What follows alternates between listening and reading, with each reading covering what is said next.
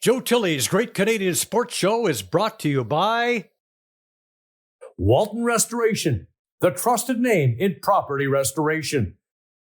and by Renew Medical Center. Elevate your quality of life.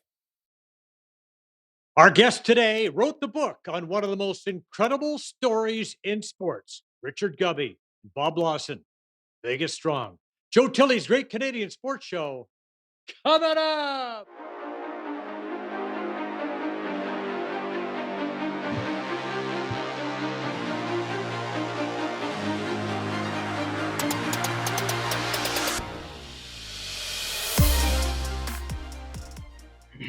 Our guest today, first of all, he hails from Chicago, former goalie, tryout with the New York Rangers. He is a Reiki Master of the third degree. He has a journalism degree from Southern Illinois University, editor of Tazewell Publishing, editor of the Las Vegas Sun, former writer for USA Today, a writer with the Sporting News, winner of the Illinois Press Award. He orchestrated the Robbie Knievel jump at Caesar's Palace. He produced the Rangers versus Kings outdoor desert hockey game in 1991, Richard Gubbe. And Hey, from Lapeer, Michigan, hockey GM, coach, and player, former touring golf professional, graduated Western Michigan University, managed World Superbike champs Doug Pullen, Jay Springsteen, VP marketing for the Flint Generals, general manager of the Las Vegas Flash, general manager of the Las Vegas Aces, founder of Threadforms Inc., founder and CEO of CNC Jobs Inc., CEO of the Lawson Corporation, and now an author. Ladies and gentlemen, Bob Lawson. Bob, let's start with you first. Welcome to the program, guys. Nice to have you here. Thanks so much, Joe. Good to be here. Appreciate the time. Okay, first of all, I want to talk a little bit about the golf career and the hockey career. Tell us about that. Well, there's not much about the golf career. The golf career came kind of like second nature.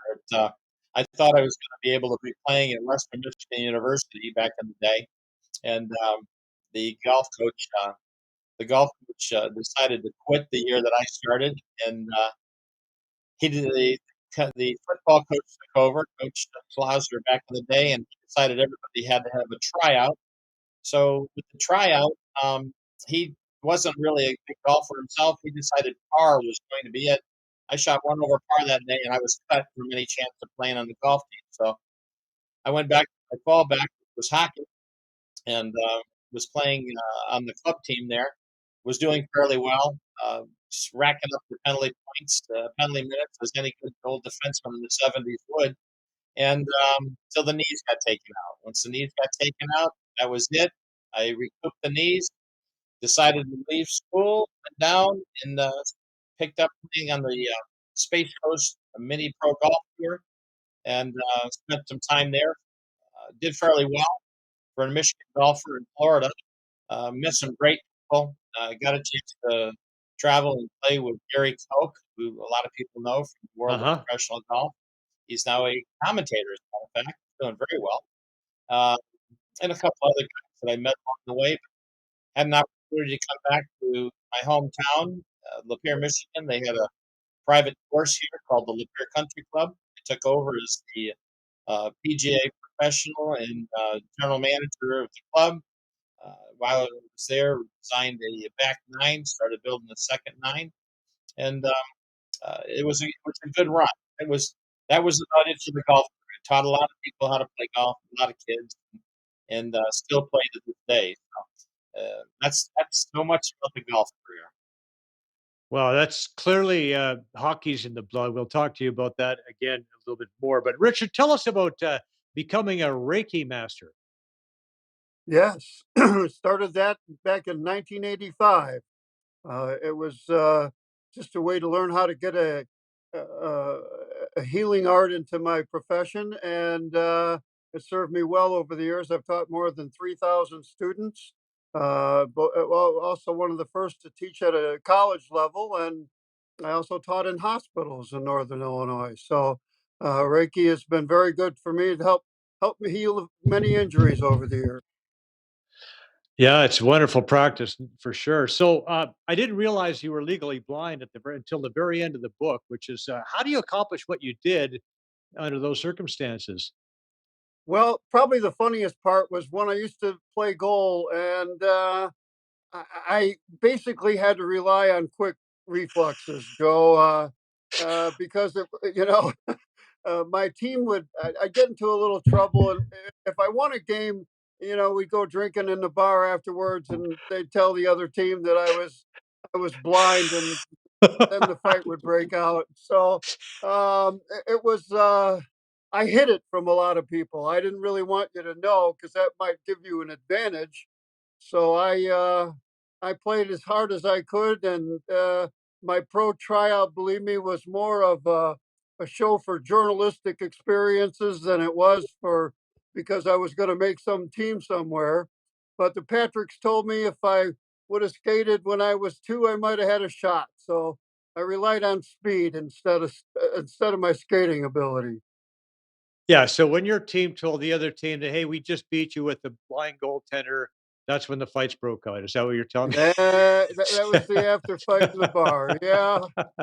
Uh, but I played one of my best games in Chicago in the fog in the summertime because they couldn't see shit either. So I I was equal then, and I actually beat a good Chicago team for the first time in Peoria's history. So the city to city rivalry then began. The next day, Okay. however, they got wise to me and clubbed me pretty good. So, okay, I gotta get to this Robbie Knievel thing too. So, Robbie Knievel tried the jump at Caesar's Palace after his dad had failed 20 years earlier. Tell us about what happened and how you put that together. Well, how he talked him into it, I'm not sure, but it was a Showtime special, and they let me do the jump because they were afraid he was going to die, and none of my bosses wanted to go on international television and tell people about it. So I drew the event and had to babysit Robbie all week, and he got heckled a lot. His dad would show up and have parties and in the lounges at Caesars and hold court, and then Robbie would go out every day and he'd move the ramp 1 inch this way, and the next day he'd move it back the other way Oh, another inch. And so he told me that if he were to make this jump successful, he'd never jump again. And 3 weeks later, he was in Hawaii jumping over buses, and he jumped for the rest of his life. So, but the pole in the garage was the key. He had to go around this pole in the parking garage; it couldn't be moved, and the event was pretty successful. We had to order $75,000 worth of fencing the day before because the crowd anticipation was so great and filled all of Caesars and into the strip. So I got a good reputation for promotion of events with that event, and that's what spurred me on to the big game at Caesars. yeah, and thank God he survived. So, yeah, yeah. Well, yeah. Uh, I felt sorry for his wife because she was so unnerved by the whole thing. So Oh God. I really wish he would have quit, but he made too much money jumping, I guess, and the thrill, the I guess was in his blood. So like his father. So that Right. was that was Robbie. Okay, let's talk about the book, Vegas Hockey, Vegas Strong, From Desert Sand to Desert Glory, the untold stories of hockey's unlikely rise in Las Vegas. How did this book come about? Who gets credit for the idea? Bob, I'll let you take that one. Well, it's an interesting combination of Richard and I. I actually started hockey for what it is. What back in 1993. There's a little bit of a backstory there, and how Richard and I came together, which is quite interesting. Back in '93, the Loudon family, which owns Sahara Gaming, had built a ice rink in the middle of their casino, so that their boys could play hockey, their children could play hockey. Sue Loudon was from the East Coast; hockey was in her blood, and they decided to build a rather nice professional style rink. Uh, Back in that day, in 1992, there was always some rumblings of hockey. My buddy there, Richard, had actually put together the outdoor Little Caesars game with the NHL prior to that, and it was successful except for a few nice little anecdotes that he can share with you that are also in the book.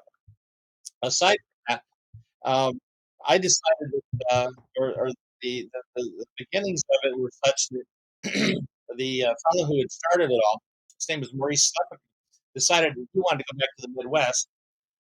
My parents had actually befriended the Loudon family, and when Maurice left, they had talked to my parents and they said, "Look, we need somebody to take over this ice rink, pick up the pieces, and build us a hockey program." And they said, "Doesn't your son involved in hockey?" And they said, "Yep, sure as heck is." And so my father called me and said, "Hey, you want another gig? You want to run out here and do what you can?" And boy, hockey in Las Vegas for me, that couldn't get any better. So off I went. I arrived in '93, picked up what Maurice left, put together a program, and decided from day one we were going to make it as professional as it possibly could be.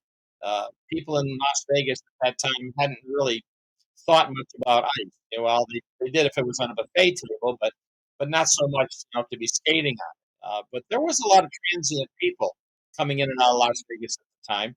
So we put together the he already started the Aces. We took the Aces from where it was.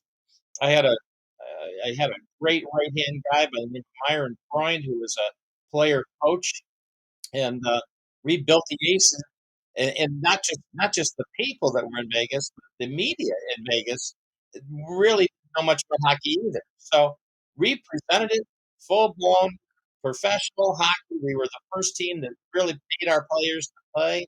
Um, more so than just giving them a buffet ticket and leaving it at that. We put together we put together some teams to play with on the West Coast and up in Reno and even up in Fairbanks.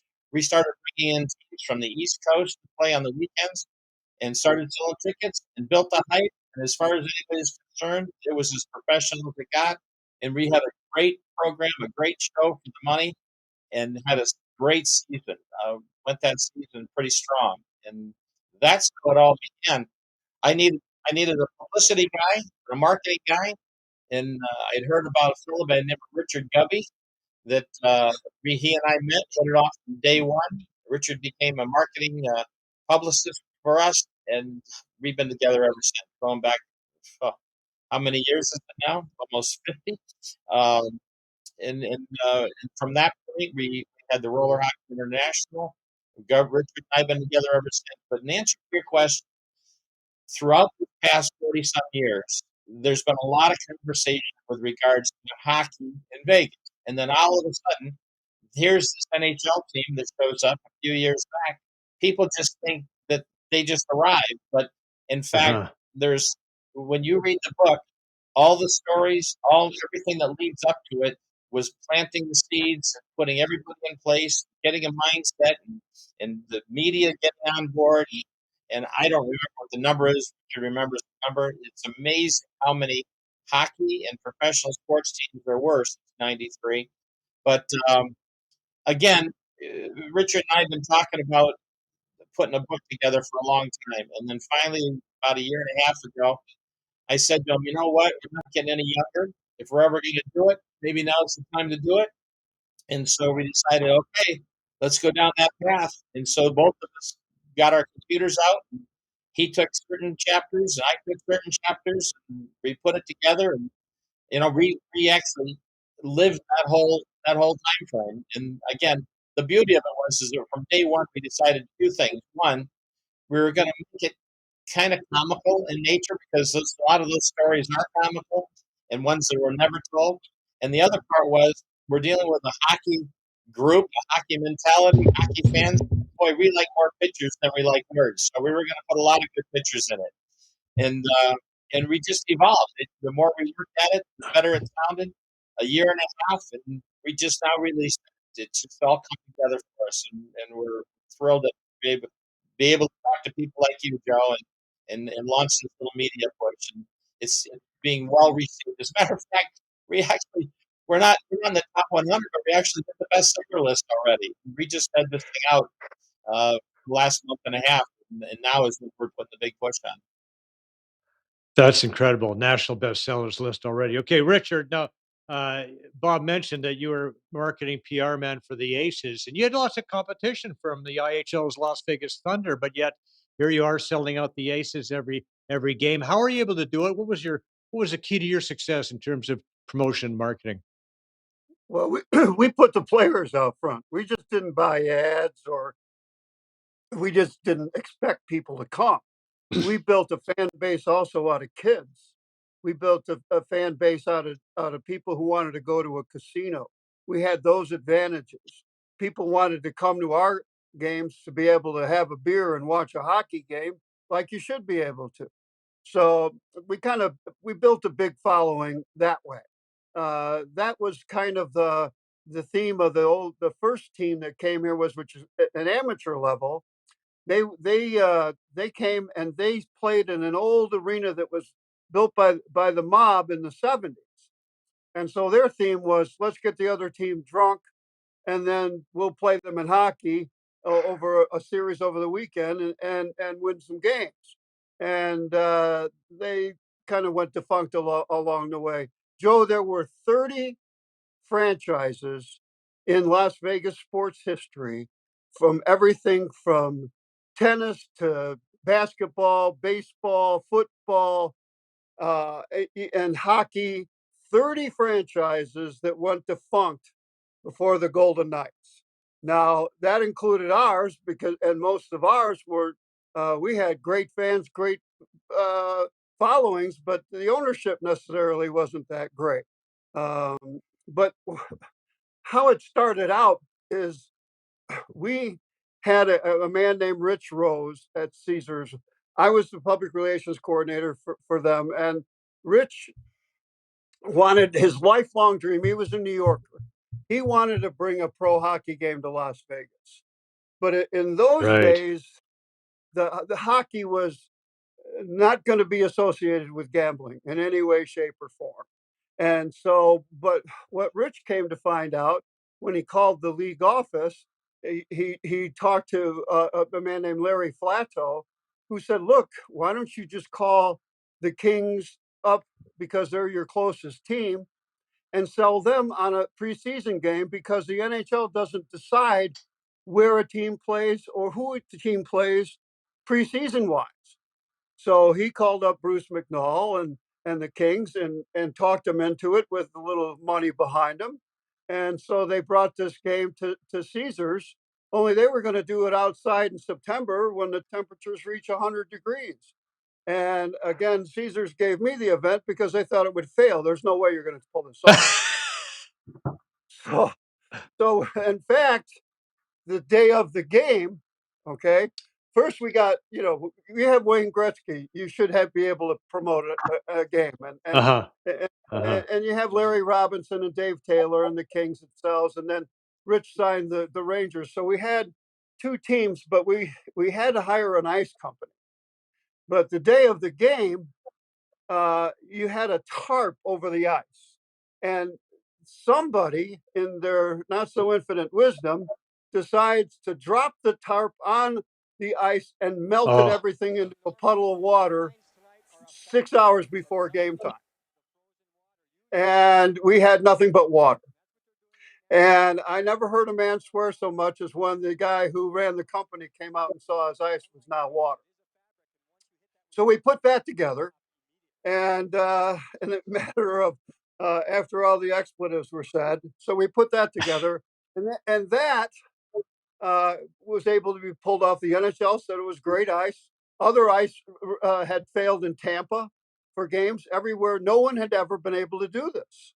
So we did, and it went off great until the third period, when we were invaded by a swarm of locusts, uh, and grasshopper type, whatever these creatures were, jumping all over the ice. You know, Kelly Rudy is swatting them away with his goal stick, and the players, are skating over them, and they're popping, and Wayne scores a goal in the third period, despite the grasshoppers or whatever you wanted to call them. They come every so many years, but for some reason they all came to the rink. So all the players remember that. It was a big event. Prime Ticket showed that game probably 100 times or if more as a repeat game on their cable telecast. So that game, when you got like anywhere from 15,000 or more people. The thing of it was, I kind of promoted it so much for the weekend crowd for tourism that we had a near riot in the Olympic Casino for people getting tickets. So that's when Wayne said last on the telecast for TBS last year for the Golden Knights winning the cup.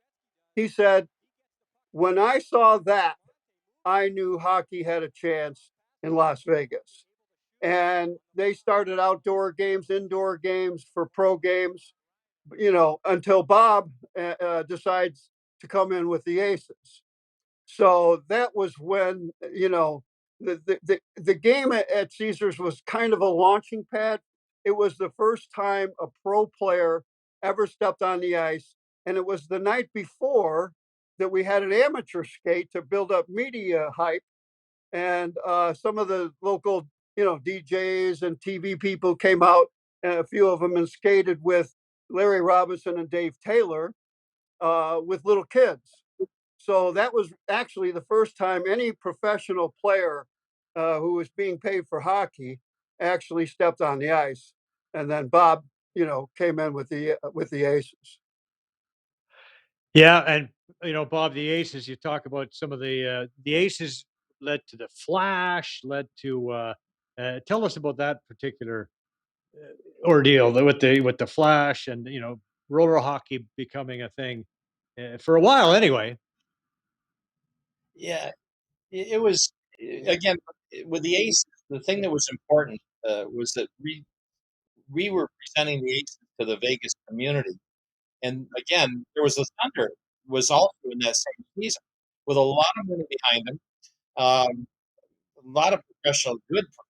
Radek Monk was there. I mean, you're talking about some superstar Right. players. But the interesting side of it was we had already been out there in the public, always, as Richard said, we had the players everywhere, and we were making it so that a family of four could come, have a great time, and enjoy the game, and then not break the pocketbook. What was interesting was is that we also were able to pick up the media coverage. This drove the Thunder crazy because we were always the Las Vegas Review Journal. If you go back and look at some of the older papers that were coming out at the time, we always had top billing, but we also were out there again, making sure that our people were in front of the public. The other part of it was, quite honestly, we also picked up some super support through sponsorship.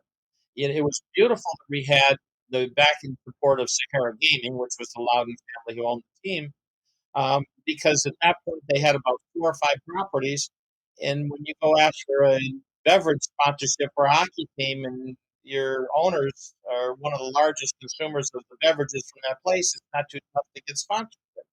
Um, but I tell you that the mid-season, we also decided that one of the most popular movies in hockey world, no matter where you're at, is the movie Slapshot. Everybody's Uh heard of huh. it. Everybody's seen it. Uh huh. And there's three of the Hanson brothers.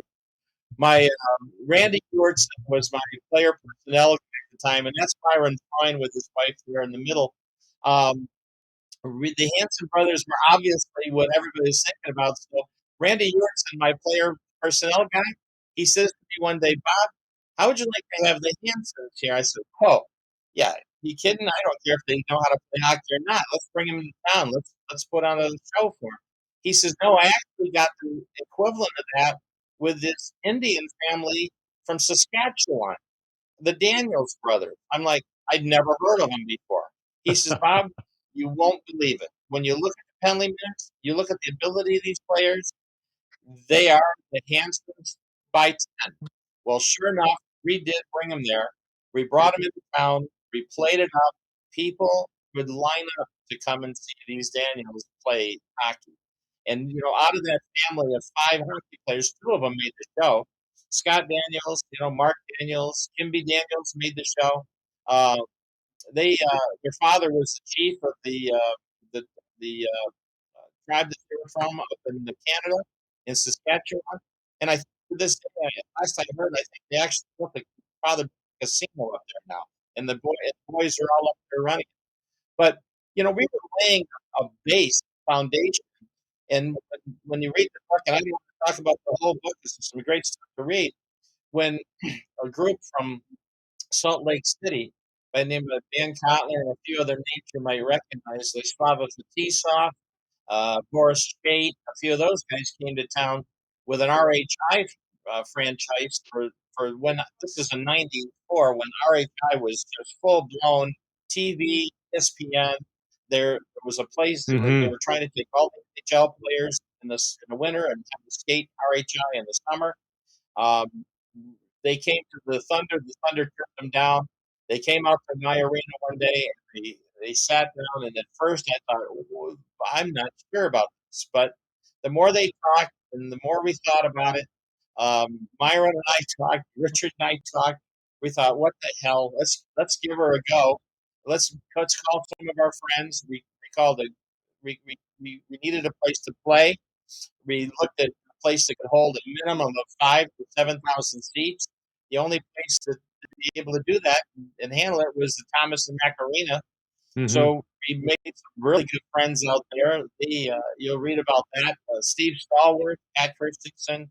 Steve Stallworth was terrific. He kind of led the bull by the tail for us and made it all happen for the arena. And needed a strong drawing card, so I had befriended many years prior from a local youth association where I used to play, a fellow by the name of Kenny Morrow that you may have heard of. Kenny and I actually had played together, got a chance to play on an all-star team together back in '74 that might have gone to Toronto and might have played the Toronto Junior Leafs and might have beat them 2 games out of 2, but we won't get into that because we're really enjoying it. We're really enjoying being on your show, Joe. but it did happen, by the way, and Oh, yeah. and that's a whole nother chapter in itself. But Kenny says, sure, I'll come on out. He's the chief scout in New York Islanders. He says, sure, I'll spend the summer in Las Vegas, Bob, and I'll come out. And we brought Kenny out. What a drawing card that was. Kenny's a great guy. He took over the team. And again, there's some stories. I want to keep giving you teasers, but I want you to buy that book and read those stories because we can talk about them all day. But boy, did we have some great times. And again, you know what? That base of hockey fans that we'd built with the Aces followed us to the Flash. And in that summer, with a lot of other teams trying to make a go of it, the one thing that we always did was we sold tickets. We picked up a sponsor that was not from the Sahara. We met a fellow by the name of Ron Garrett, who at the time was the VP of Circus Circus. He and I hit it off day one, and I have to tell you, had it not been for Ron, he became our primary sponsor with the Flash, and he was there for every step of the way. Ron now is still very active in sports. He's got his own show in Las Vegas. He's got one called Las Vegas Entertainment that we're going to be on his show in another week or so here. But we just had all the pieces of the puzzle, Joe, and they all fell into place for us, and it was very successful. We had a great time and always gave a show to the fans. And that was what it was about, making sure it was some of the, again, when you read the book, you probably already read some of our openings. We had, we put a lot of fanfare on. We had Jay White, who we defended. He's a headliner and good friends with Neil Diamond. He actually will play shows for Neil because Neil's getting older. And Jay White's got a headline Neil Diamond tribute show. I always had one there. He came and did the opening. I'm gonna let you talk. I'm gonna let you talk about. He happens to be wearing one of the jerseys there, but we had set up the puck. The first time a puck was going to be dropped at our stadium was from a bungee cord sponsor, and Right. I'll only go as far to say that we put the bungee up on the roof of a 110-degree ceiling of the Thomas and Mack, and it was rubber.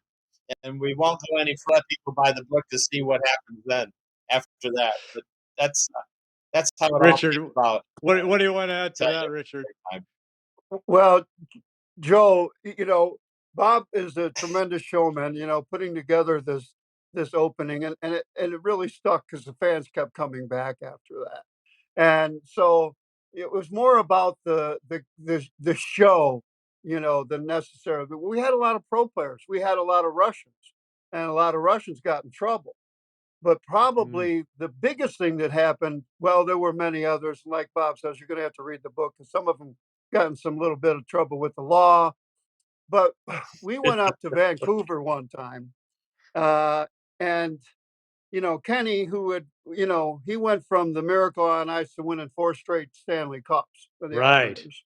So, Okay, right. so Bob gets him to be coach, and Kenny, if you know him, he is the most calmest. He has the most mild demeanor you'll ever see in a player who goes on the ice. Well, we go up to Vancouver, and Tiger Williams, I'm sure you know, did not Yeah. necessarily like Russian hockey players. So when the Voodoo came out, and these people sold out every game, okay, and when they came out, they had this opening of lights and things darting all over the arena, and the Yeah. Voodoo was their name, and they really had this hype. And so after the opening of the game, we go out on the ice. It was like the movie Slapshot, only worse. There were these guys attacked the Flash players, especially the Russians. And Kenny Morrow actually got a little upset. Well, I shouldn't say a little. Maybe I should keep the expletives out of it. But uh, as his players are just taking a beating out there, they're getting pummeled. He calls the ref over. Now I'm standing next to him, so if anybody wants to dispute this, it's all on film. But I'm standing next to him. He grabs an official by the neck and says, "Get the F out there and do something about this." Well, it was the first and only time Kenny Morrow ever got thrown out of a game in his life. I had to physically escort him out of the arena. You can read all about what he said about that and how he In the kind of book. blew his cork. And it's in the book. so, yeah, Kenny was out of the game. The melee is still going on. I'm in the back of the arena now, holding Kenny back because he wanted to go out on the ice. So that was the only time Kenny Morrow ever lost his cool. So those are the kinds of things Yeah, that the Flash known book him my whole showed. life. It was definitely that. Yeah, and then we Definitely the couldn't only get time back he's into ever the lost. country. Yeah, then the Russians couldn't. They wouldn't let him back in the United States. So Bob had to call Mr. Loudon, a key politician in the country, to get him back in the country. But that was the Flash. We had all these different crazy things happen to us that it's a good thing we had a book to describe them all. Yeah, you wouldn't believe it if you didn't read the book, for sure. No No, if I question. wasn't No, and standing there, Joe, you can't believe it. You had to be there, but this it's is what there. led up to the book itself, Joe.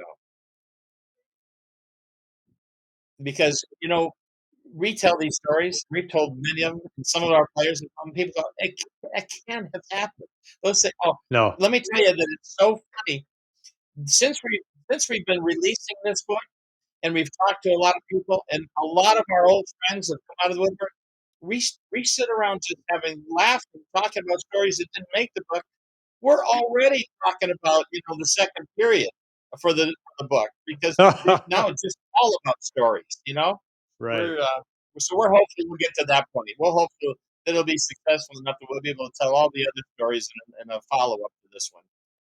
Well, I'm sure there are lots more stories to tell. But meanwhile, all this is happening, and it seems to me by reading the book, you get one thing leads to another, leads to another, leads to another, and none of this probably what happened with the Golden Knights is going to happen unless all of this stuff takes place first off. But meanwhile, minor hockey's growing in Vegas, and the first A-level traveling team formed in 1994-95. Your coach Bob Lawson of that team, along with your son Blake. What were the biggest challenges with this team and for this team? You know, the biggest challenge is, and I'll share a quick story with it because it says it all in a nutshell. There was a little bit of youth hockey started again from my predecessor, but not in a very big way because one of the first things that I did was we wanted to promote open skating a lot more at the Santa Fe. So we had open skating, and again, this is going to say it in a nutshell. Halfway into open skating, my Zamboni driver comes over to me and says, "Hey, Bob, you got to see this." He's laughing. We walk out there, and there's a little guy about 4 or 5 years old wearing a bright orange life jacket. No kidding. This is what they thought about ice at that time. Nobody had a clue. I went over to his grandma and I said to his grandma, "Hey, listen, this it's only about 4 inches thick. It's that." And so that that was the mentality with regards to hockey in general. And so when you want to start a youth hockey program, and then the second part of that is if you're going to get into a youth hockey program like they have today, where they travel, you have travel teams. Remember where Las Vegas is. The closest primary Hmm. city is Los Angeles, 4 hours away. So, but we did. I had grown up through a program which is noted as one of the best youth hockey programs ever started by a fellow by the name of Gail Cronk, and it was the Greater Flint Hockey Association here in Flint, Michigan.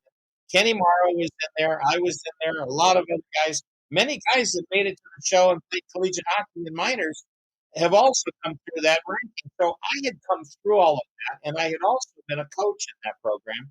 So it was pretty simple. I contacted my buddy Gail, and I said, "Gail, I'm going to start a youth hockey program." Basically sent me the playbook, and we followed it to a T. And boy, took off. It grew in leaps and bounds. We had more kids that wanted to play hockey, and then that led right into the roller hockey. My father had made some inroads with the city of Henderson, and we had convinced the sponsor of the Flash Sport Court, which was uh, we got them to leave our practice rink there, and we moved the practice rink up to Henderson. And so we went right from Hmm. an ice hockey youth program into roller hockey youth program. And boy, we never figured we'd see 1,000 kids in that program. But in a matter of about a year and a half, that's what was there, over 1,000 kids there. So you mentioned earlier, Richard, that all the previous 30 some franchises in Vegas had gone defunct, but now all of a sudden the NHL's hinting that expansion is possible. A lot of people are saying probably not Vegas, but what made it happen for Bill Foley other than his desire to pay the $500 million expansion fee? Oh, well, that's an easy one. He jumped the gun. He went out and solicited and took in deposits for season tickets and sold them out. It was hard for the NHL to say, you don't have anything going there when he's already got the money in the bank. So that, along with his 500 million, Hmm. and then of course the NHL relaxes, the changes the franchise, the draft laws for the expansion draft, and now all of a sudden he's got a team. And then you had teams making mistakes like Florida, giving up players that they shouldn't have given up, and the Penguins. general, taking guys that they didn't think they'd take. And now all of a sudden you got this island of misfit toys thing going on, and they had an instant team, which a franchise never has. And all that's done is make it so hard you can't get a ticket hardly for a Golden Knights game. Right. So one of the moves that he made, of course, right off the hop was hiring George McPhee as general manager. Kelly Crimmin, McCrimmon were brought in too. Obviously, Right. that duo worked pretty well. Yeah, and Not to and mention, the not to mention Coach Gallant. no, And yeah, he Coach had a Gallant, of great course, yes. start. He took this Bob Lawson Aces theme and said, "Let's make some tough guy hockey work here," and the fans, of course, went crazy over that. That's what they learned. That's Yeah. yeah, yeah. It was you're able to show the fans that you're out there for them.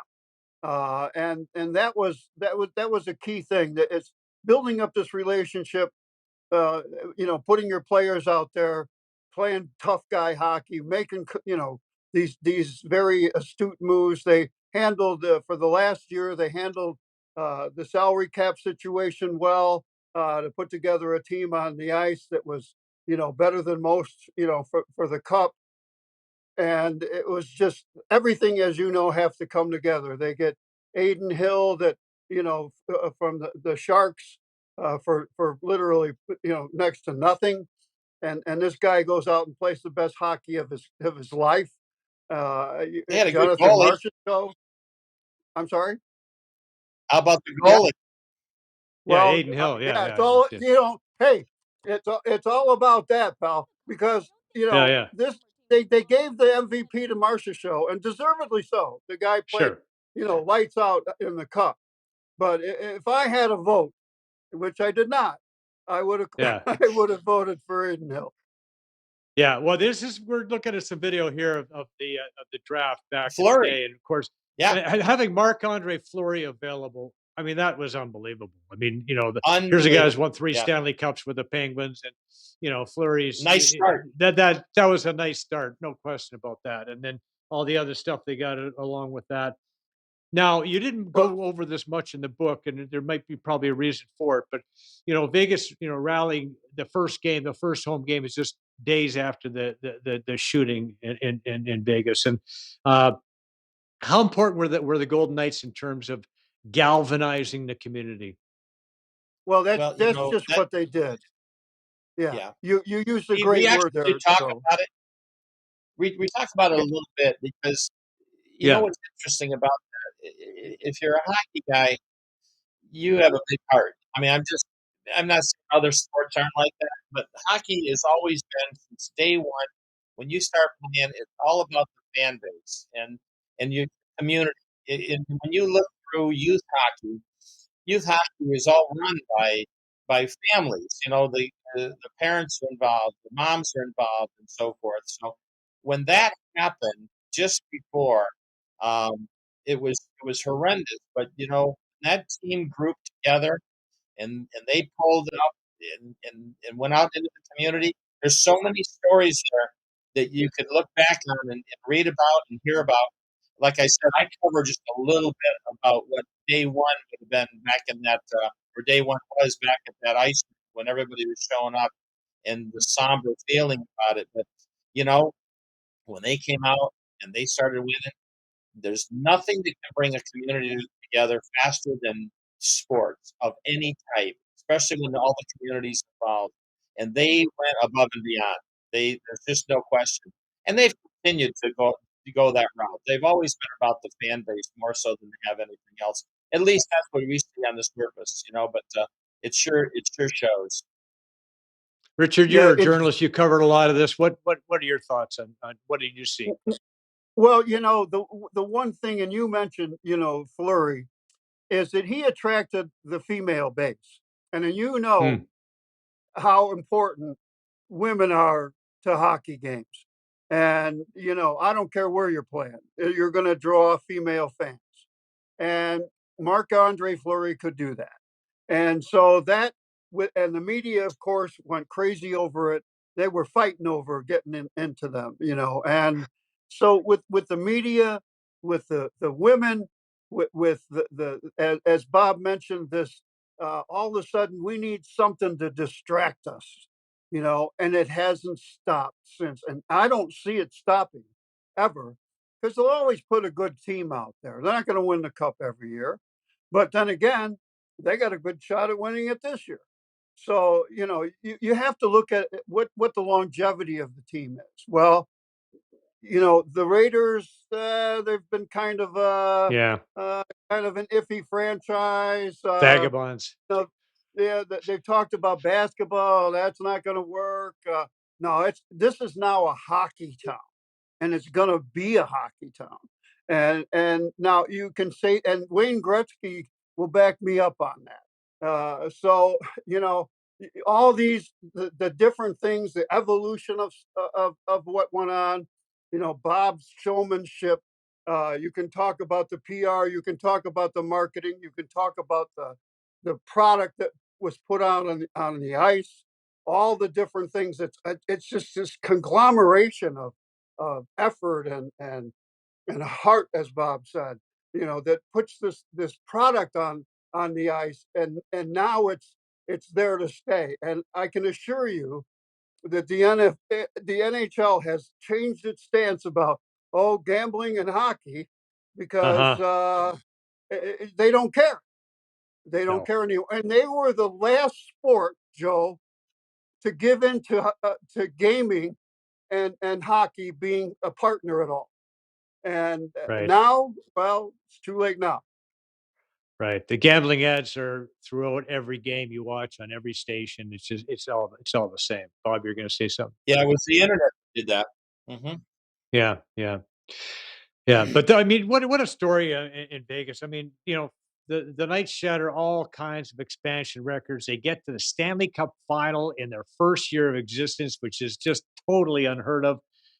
Then over the next 5 years, I think they miss the playoffs once, and of course, last spring, their sixth year in the league. Not only do they make the Cup final, they win the Stanley Cup final. Kelly McCrimmon with some cap juggling.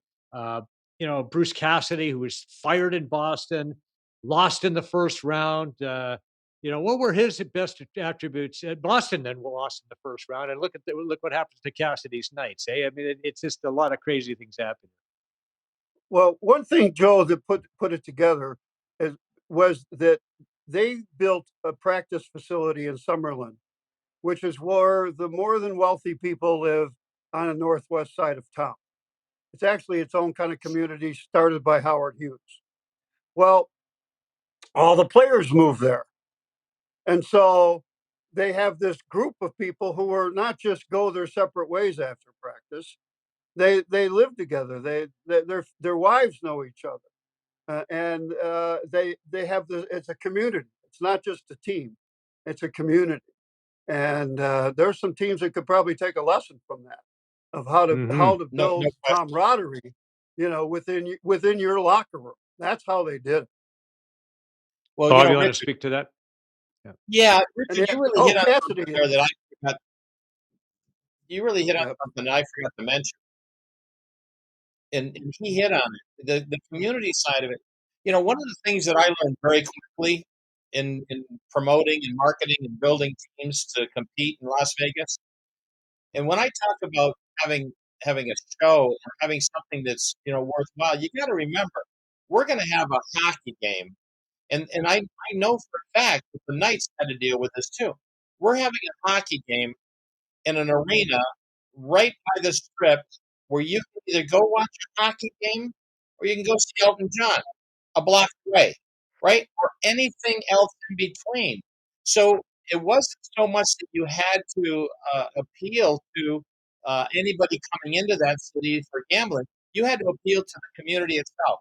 Your fan base had to be locals, or else Hmm. nothing was going to fly.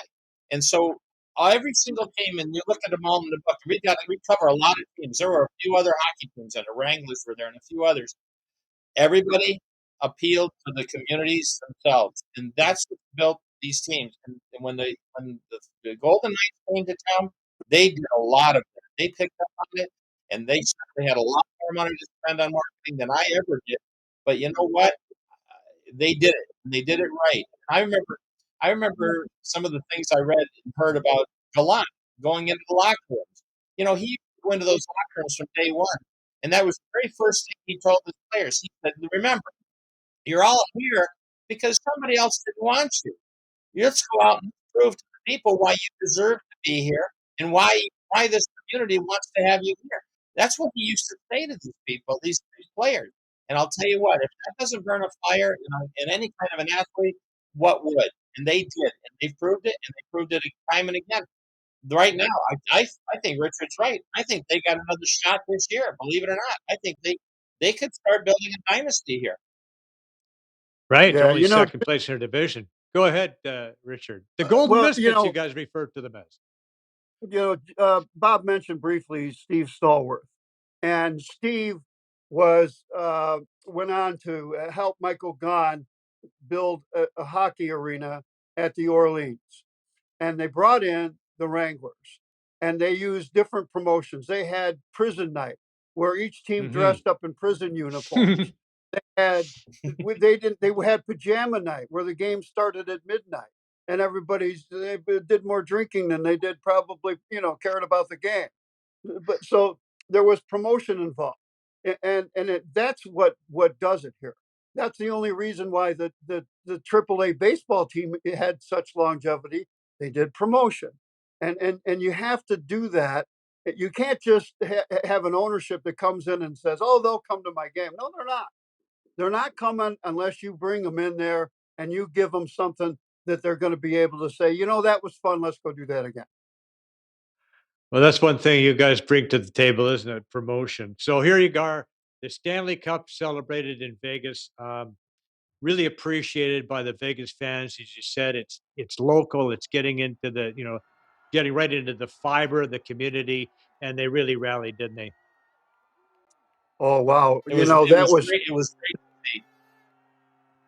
it was, and the people who watched the games, they had tremendous viewership because of Vegas, the anomaly of Vegas, the fact that the gambling was actually part of it was a little bit, but not a great deal.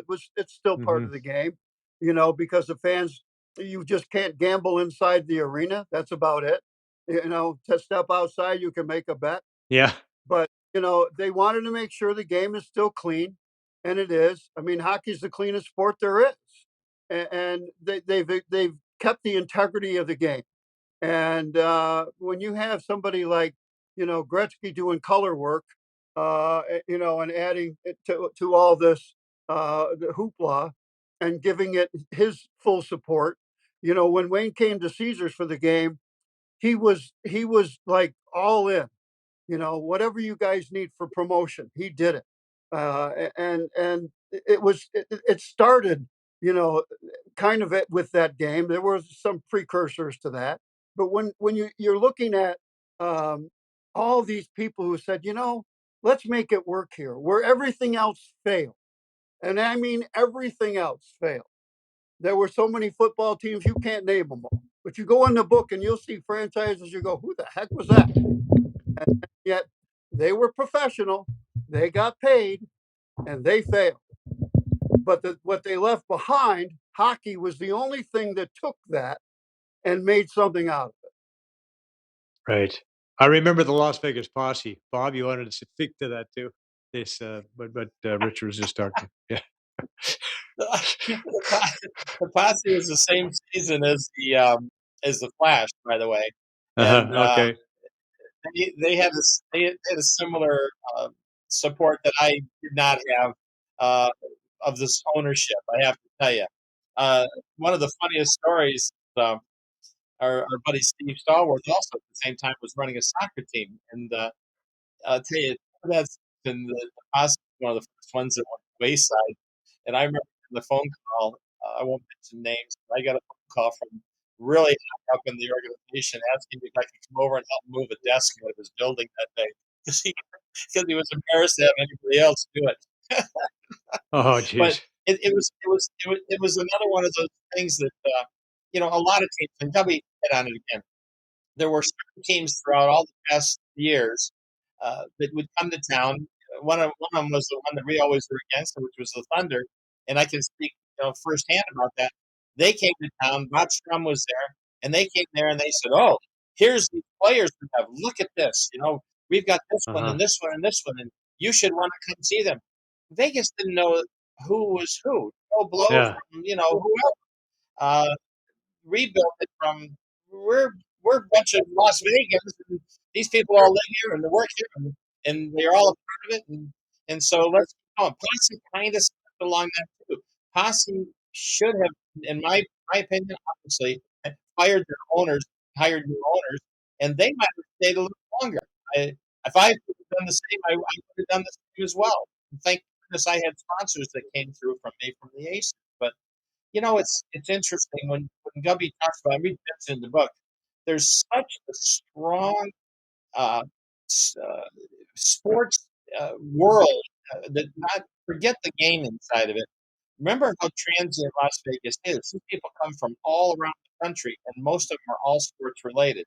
Um, I'm telling you, it's going to be a home run for a long time with the Golden Knights. I think that if they start doing some of those things in building a better show, I think the football and I think the baseball, if it ever gets there, probably can do the same thing. But they got to keep it. They got to keep it down and dirty at the people at the resident side of things. So, okay, gentlemen, I'm going to ask a question I'd like to ask my guests. First you, Bob. What's the best advice you've ever received? The best advice, other than my father, which he's always told me to have a plan B. I met a guy that taught me a phrase, and by the way, I happen to have the bling on as we talked about yesterday, right? And if Uh you huh. look at, I don't know if I can get it to you. Well, my name's on one side.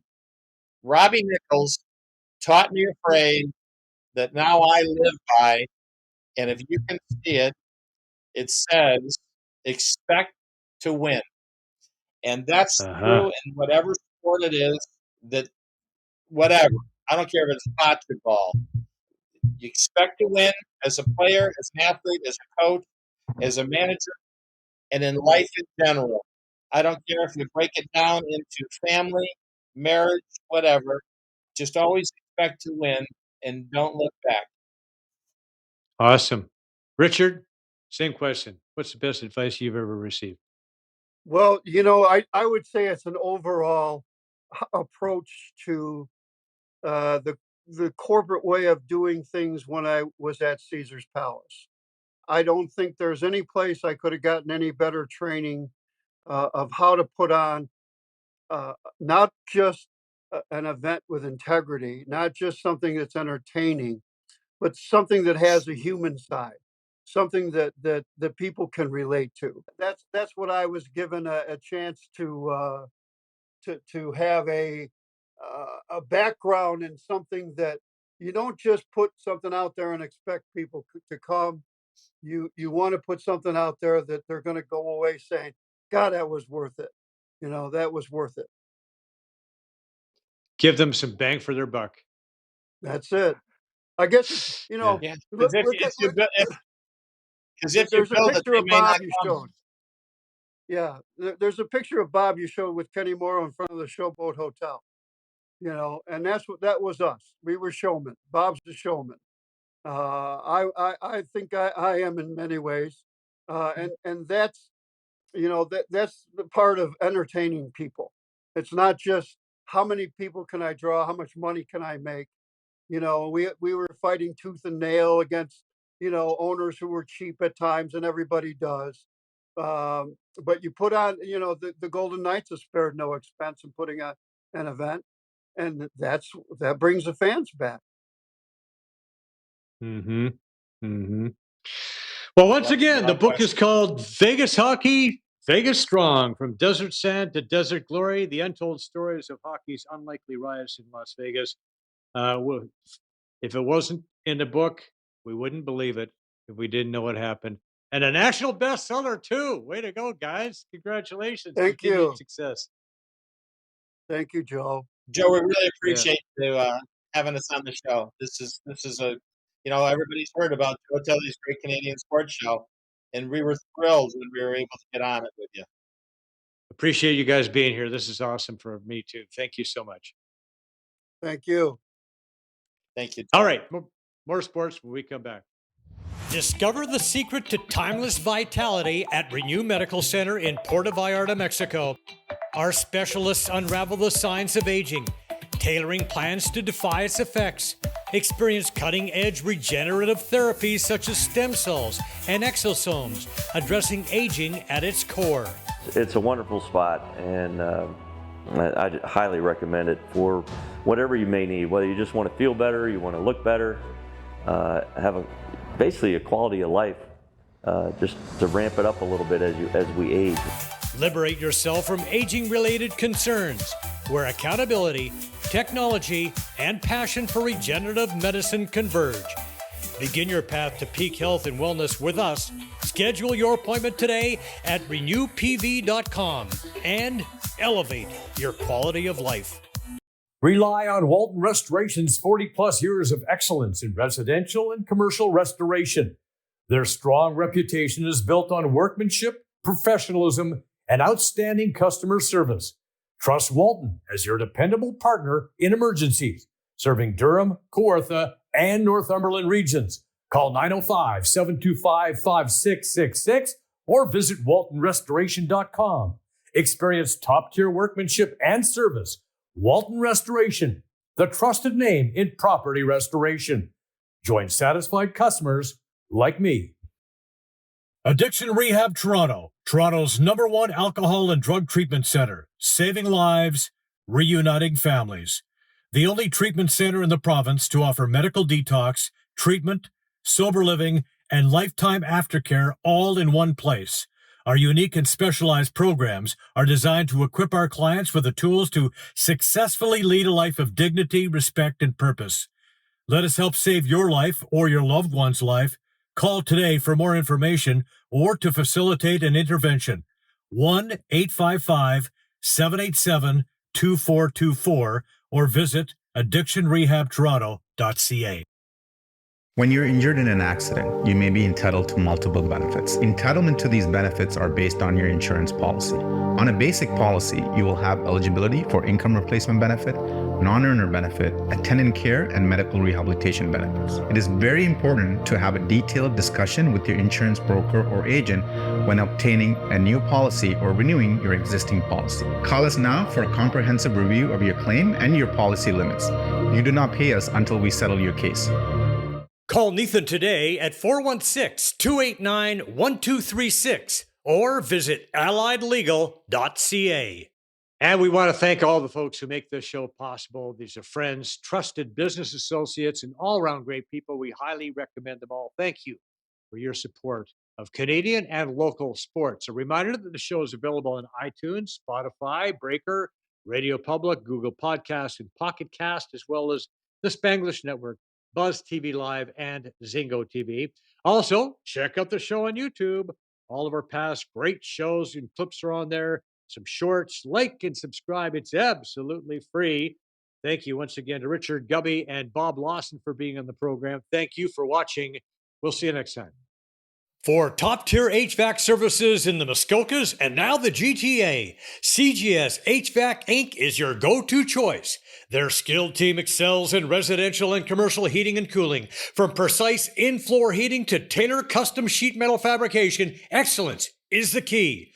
Rely on CGS HVAC Inc. for installations, repairs, and maintenance.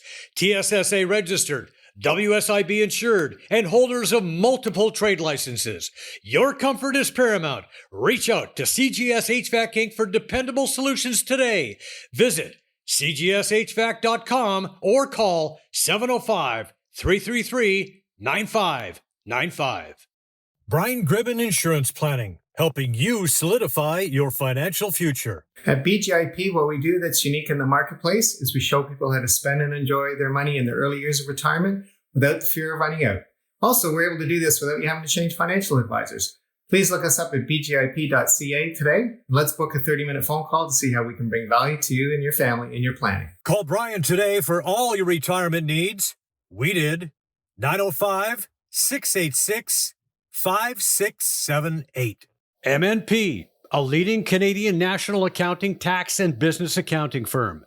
MNP proudly serves and responds to the need of their clients in the private, public, and nonprofit sectors.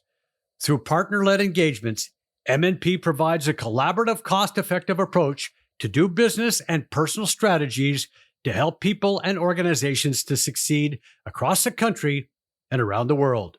With local offices in Oshawa, Mississauga, Burlington, and more, their team is here to support you. Visit mnp.ca today to learn more.